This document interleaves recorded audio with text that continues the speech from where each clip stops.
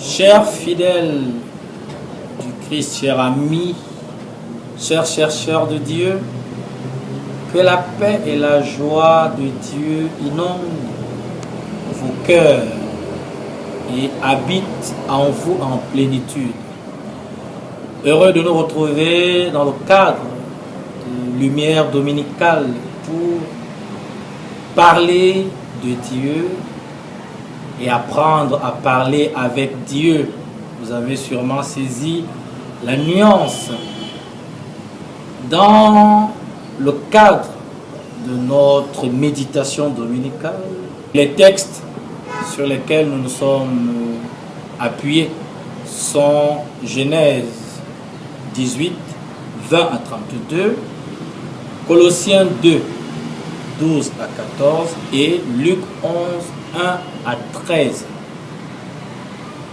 De ces textes, notamment la première lecture et l'évangile, il est question de prière. Préoccupation dont l'actualité n'est plus à démontrer. Qui n'aimerait pas avoir la bonne formule pour une prière puissante, prière merveilleuse, prière dont l'exaucement est garanti? Combien sommes-nous qui sont préoccupés de ne pas savoir comment prier? Combien sommes-nous qui nous interrogeons sur la nature de la prière? Combien sommes-nous qui, comme les apôtres, font la requête? Mon Père, apprends-moi à prier. Quand ce n'est mon Père, je ne sais pas prier. Aveu de quelque chose de profond, parce que la prière reste et demeure une affaire essentielle. Alors le Seigneur, dans les textes qui sont proposés à notre audition, méditation pour leur exécution, vient nous donner des éclairages pour que demain, plus personne à la lecture de ces textes ne puisse plus se préoccuper de ne pas savoir où, comment prier, ou alors qu'est-ce qu'il faille demander dans la prière. Le texte est célèbre.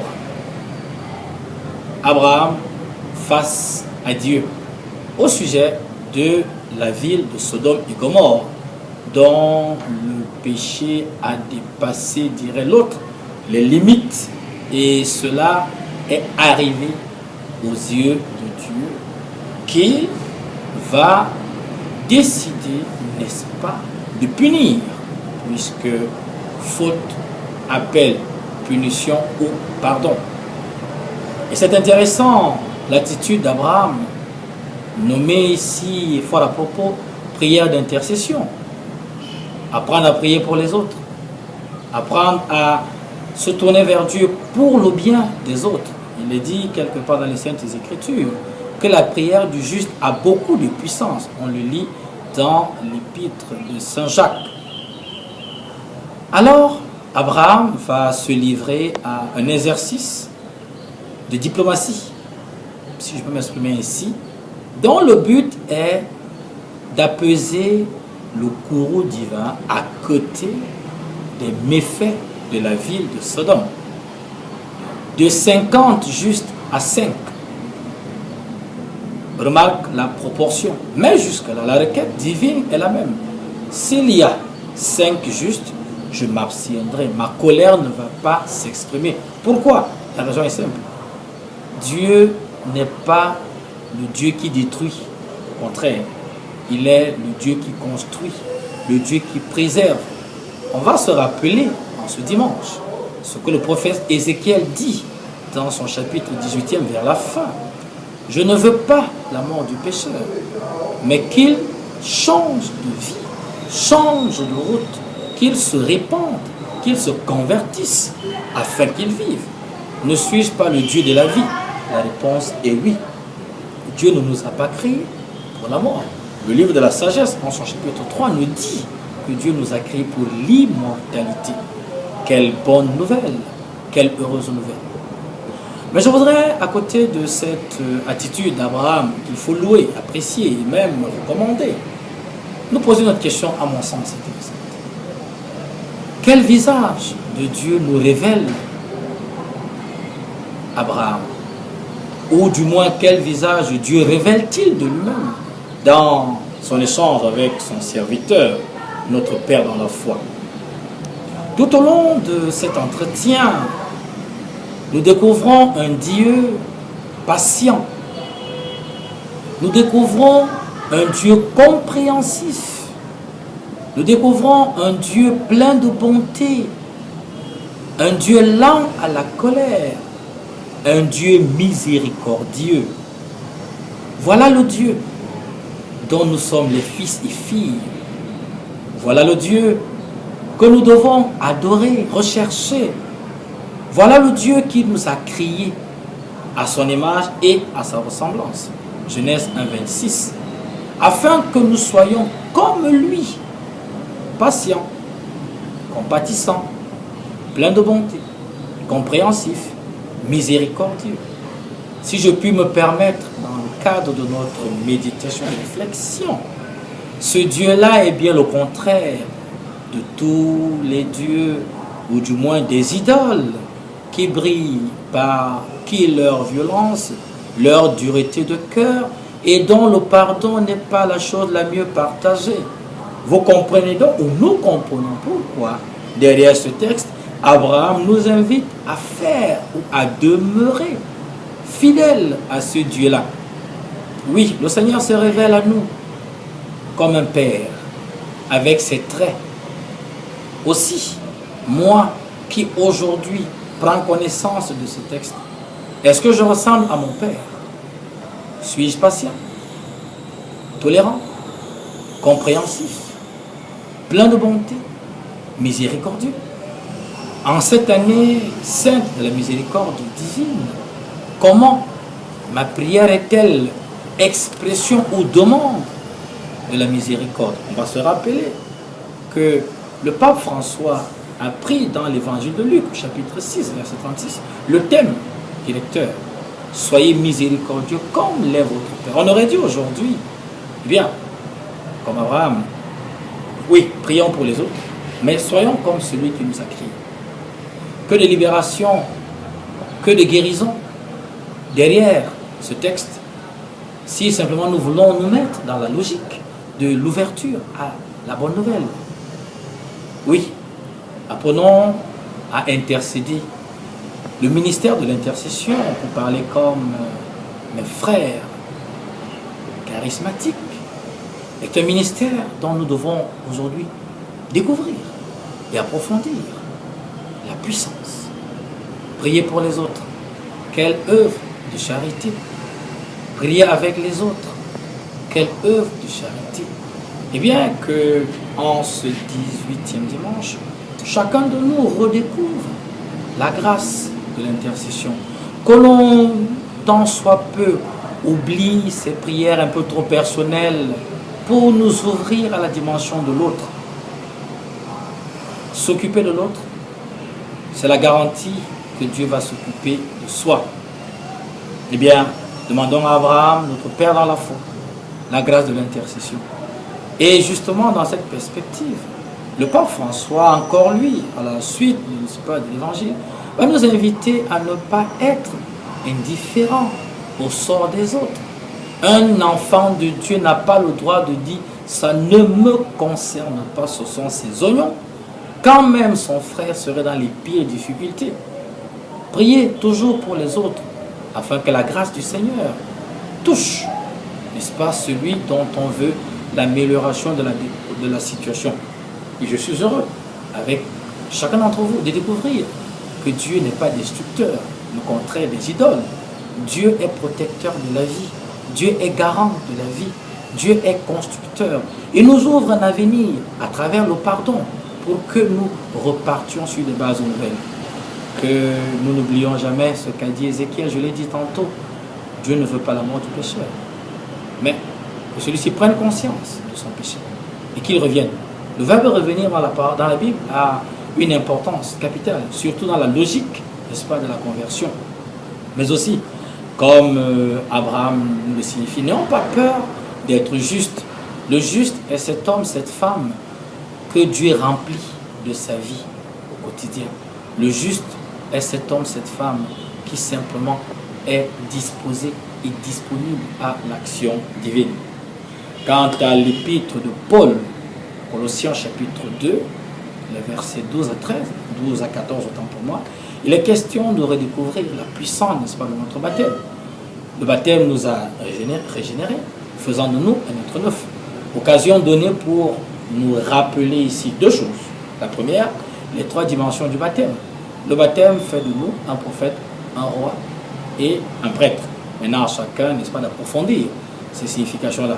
Le baptême a quatre fruits qu'on appelle les conséquences du baptême. La rémission du péché originel, la vie nouvelle comme créature nouvelle, l'admission ou l'adhésion dans une communauté neuve et, n'est-ce pas, la réception d'une marque indélébile. Voilà, occasion donnée pour nous rappeler cette grosse question que nous devons à Saint Jean-Paul II. Qu'as-tu fait de ton baptême?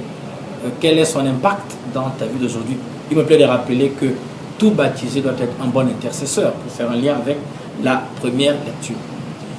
L'évangile arrive, contexte assez particulier. La requête des apôtres, elle est la nôtre. C'est-à-dire apprendre à prier. On l'a dit au début de notre propos.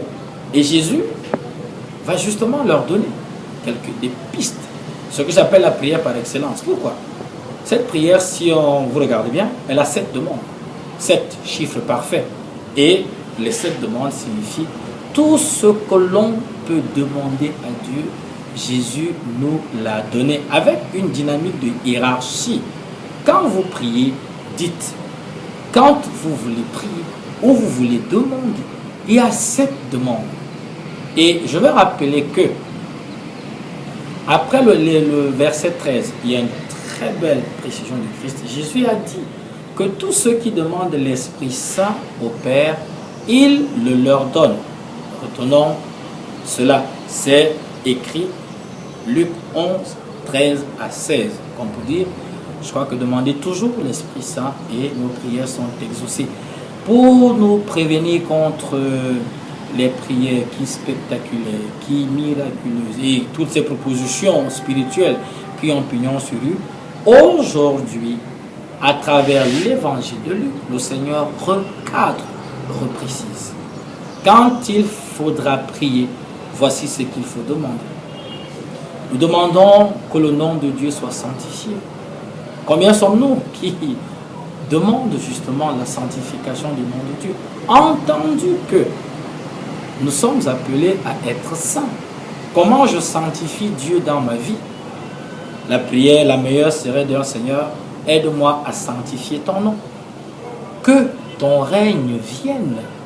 Combien sommes-nous qui chaque jour, dans nos prières, demandent du fond de leur cœur cela?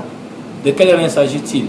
Eh bien, on peut relire avec intérêt Romains 14, je crois qu'à partir du verset 12 à 14 aussi, où Paul dit que le royaume des cieux ne consiste pas en des questions de nourriture, de boisson, mais il est paix, joie et justice. Cette prière-là, je crois, nous mettrait à l'abri d'un certain nombre, n'est-ce pas, de surprises dans ce domaine-là. Que ta volonté soit faite. Mais quelle est cette volonté? Les Saintes Écritures nous aident à y répondre. Morceau choisi. Lévitique 19, verset 2. Soyez saints comme je suis saint.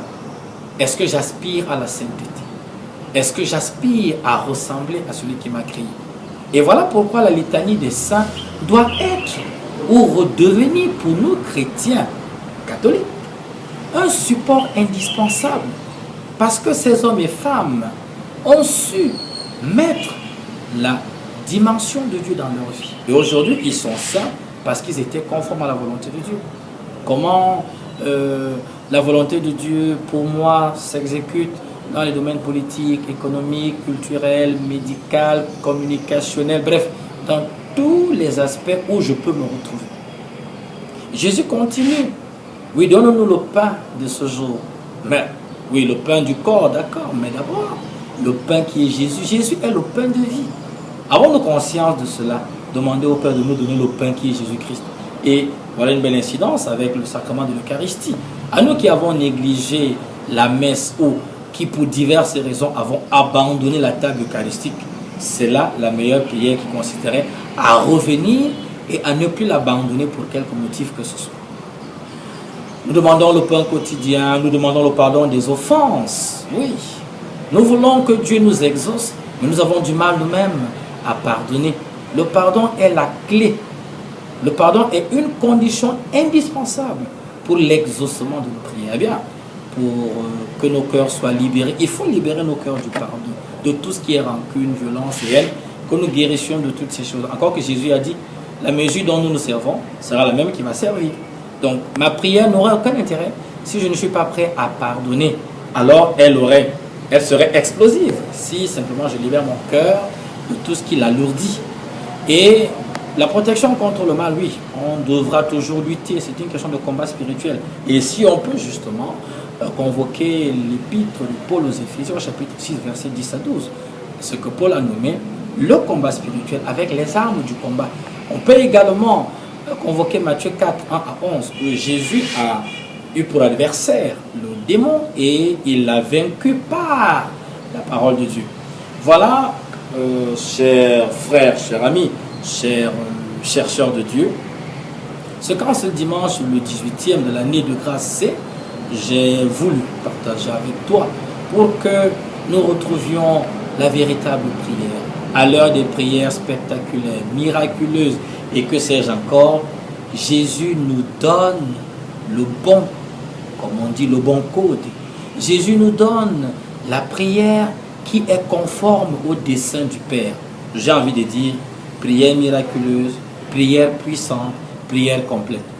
Aussi, en ce dimanche de grâce, que nous ne nous perdions plus dans les sentiers de n'importe quelle gesticulation. Nous avons le Notre Père, il est suffisant. Si toute notre vie, nous voulons méditer le Notre Père et prier le Notre Père, eh bien, nous sommes sûrs que nous serons exaucés, parce que ce sont des demandes conformes au dessein du Père. Eh bien, je te souhaite une excellente semaine, une excellente méditation, et retrouvons-nous avec la grâce de Dieu dimanche prochain pour une autre page, n'est-ce pas, propice à nous donner la vie de Dieu et être et demeurer des marcheurs vers le royaume des cieux. Bon dimanche à toi.